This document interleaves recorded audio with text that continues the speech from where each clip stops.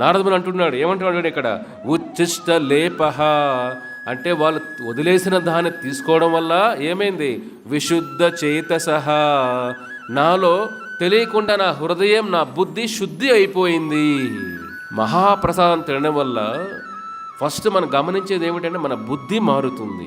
మామూలు ఆహారం తింటే మనకేమవుతుంది, బాడీ మారుతుంది, ఆలోచన విధానం మారడం, ఈ చిన్న చిన్న విషయాల కోసం తప్పించడం, పరితపించడం, దానికోసం దాని రకాల వెంటబడడం, ఇటువంటి చిన్న చిన్న అంటే చిన్న చిన్న ఏమిటి, ధనం, జనం, కుటుంబం, ఇది మనకు పెద్దగా అనిపిస్తుంది, పెద్ద పెద్ద విషయంలాగా అనిపిస్తుంది మనకది.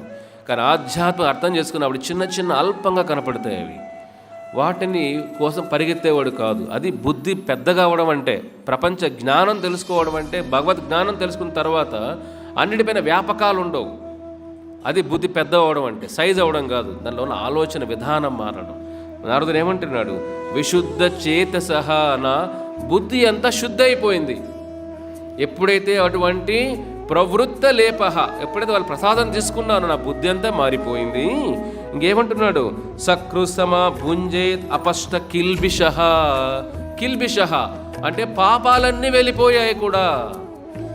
పాపాలు మన హృదయాల్లో ఉన్నాయంటే భగవద్గీత అర్థం కాదు, భగవద్గీత ఆచరణలో పెట్టలేము. చాలామంది మేము చూస్తుంటాం, చాలామంది గీత వింటారు, కానీ భక్తులు ఎప్పటికీ కాలేదు.